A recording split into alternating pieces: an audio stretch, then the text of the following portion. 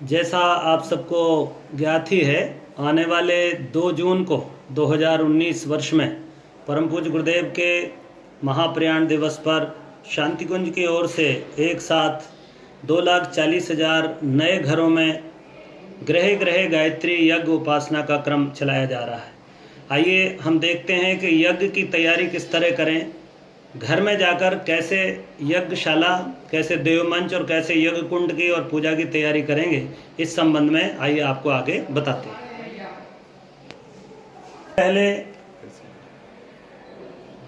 सबसे पहले एक लकड़ी की चौकी लें, छोटी या बड़ी हो सकती है। इस लकड़ी की चौकी के ऊपर एक पीला कपड़ा या सफ़ेद कपड़ा या लाल कपड़ा बिछा लें, साफ वाला नया कपड़ा। उसके बाद देव स्थापना का चित्र इस तरह रखना है और ये अच्छा हो कि पूर्व की दिशा हो। अगर पूर्व दिशा में ये है तो बहुत ही अच्छा है, अन्यथा जिस दिशा में भी रखा जाए उसी को पूर्व माना जाए। सजाने के बाद में, चित्र सजाने के बाद विधिवत फूल वगैरह माला आदि की व्यवस्था बना लें। तत्पश्चात एक कलश स्थापित करना होगा जो ईशान कोण कहलाता है, अर्थात बाएं भाग में। जैसा आप देख रहे हैं, बाएं भाग में कलश है, कलश के अंदर जल है, जल के ऊपर आम के हरे पत्ते हैं, अशोक के पत्ते हो सकते हैं, हरे पल्लव और एक नारियल। तो इस तरह से नीचे थोड़े चावल जमा करके चावल अक्षत के ऊपर कलश स्थापित करें। उसके पश्चात दाहिनी तरफ में, जैसे अग्नि कोण कहते हैं, उस तरफ थोड़े अक्षत रख के उसके ऊपर दीप जला करके रखना है। और बीच में नवग्रह अगर व्यवस्था बनानी है आपको, तो 9 ग्रह बीच में अक्षत की, पीले अक्षत की छोटी छोटी ढेरियां लगाकर उनके ऊपर इस तरह से 9 गोल सुपारी रख के तिलक आदि लगा के व्यवस्था बनाई जा सकती है। अब इसके बाद में पूजा के लिए एक छोटी सी तस्तरी रहेगी जिसमें स्वस्तिक बना होगा, उसमें आप पूजा की तस्तरी के लिए बाद में पूजन, देव पूजन के क्रम के लिए आवश्यक होगी। अब हम आपको पूजा की थाली के संबंध में बताते हैं। एक स्टील की या तांबे की या कांसे की थाली ले लें और उसमें विविध सामग्रियां जो पूजन में लगनी है उनको जमाते हैं।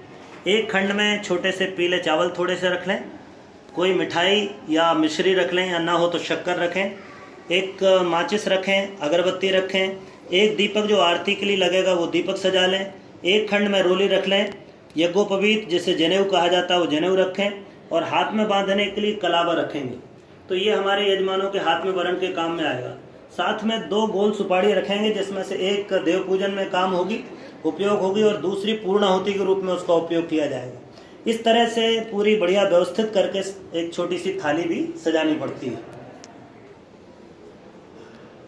अब अगला क्रम जो है काष्ठ पात्र का है, जिनके माध्यम से, जिनका सहयोग लेकर के यज्ञ का क्रम होता है।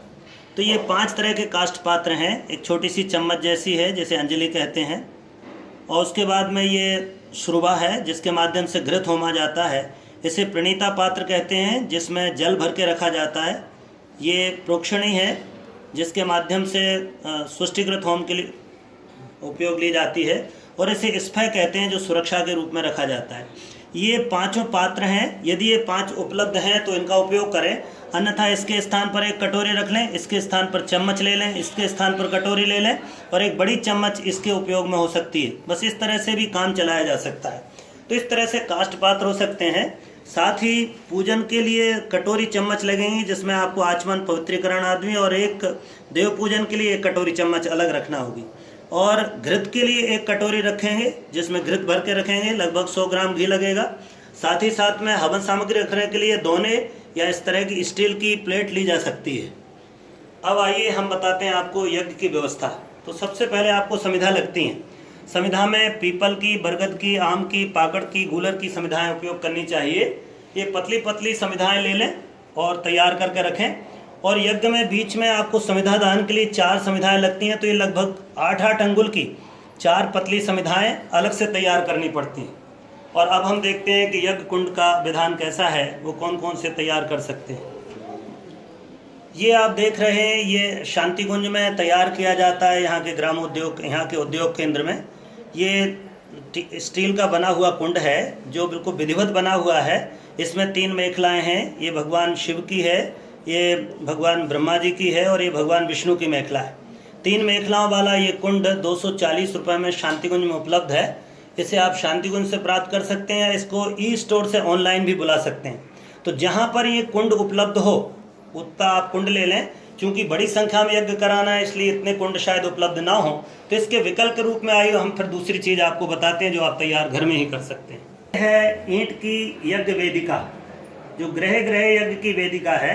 इसमें 4 ईंट और एक आधी ईंट के माध्यम से आप अपने घर में ही छोटी सी वेदिका बना सकते हैं। ये ईंट का रखने का क्रम इस तरह से है, अल्टरनेट क्रम है। ये 4 ईंट विधिवत ऐसी जमा लें, बीच में आधी ईंट लेकर के इसके सेंटर में इसको रख दें। इसके उपरांत इसके ऊपर मिट्टी या बालू हो, रेत हो, तो रेत को इस तरह से इसके ऊपर बिछा लिया जाए, बिल्कुल इवन तरीके से, बहुत व्यवस्थित तरीके से इसमें रेत को हम व्यवस्थित ऐसा कर लें। ये इस तरह से आप रेत या मिट्टी से थोड़ा पानी से गीला करके अगर आप व्यवस्थित करते हैं तो बहुत व्यवस्थित तरीके से छोटी सी वेदिका तैयार हो जाती है। इस वेदिका के ऊपर आप विधिवत एक ऐसा स्वस्तिक बना दें। ये इस तरह से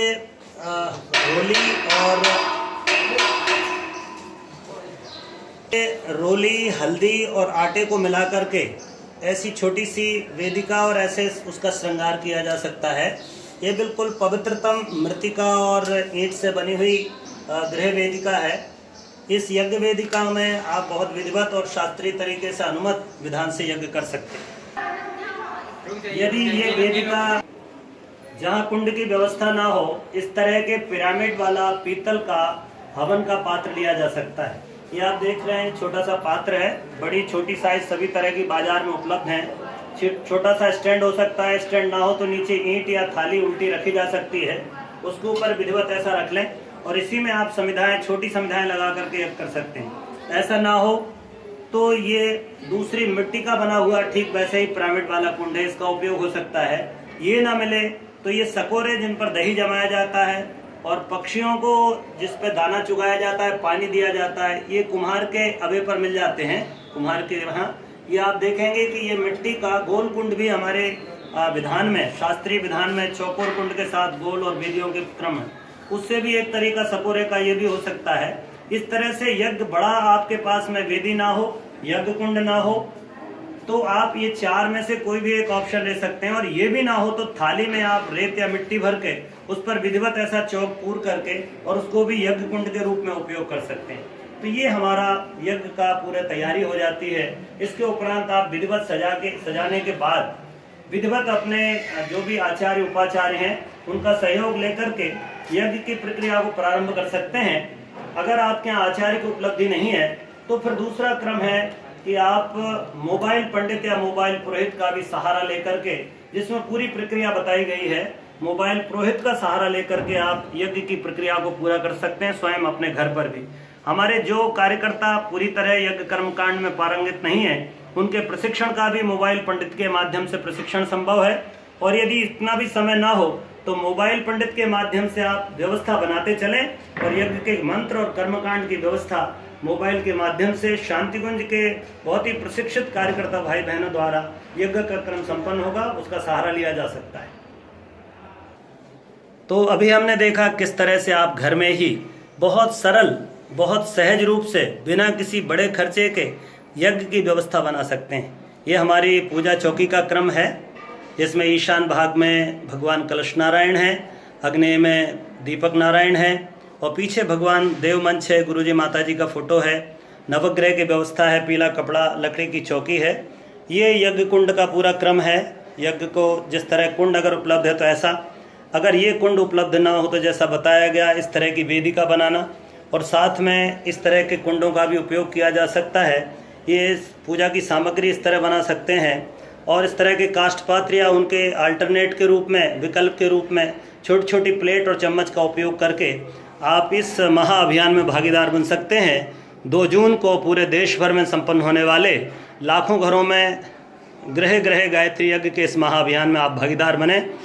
बहुत बहुत मंगल कामनाएं, बहुत बहुत शुभकामनाएं। ओम शांति शांति शांति।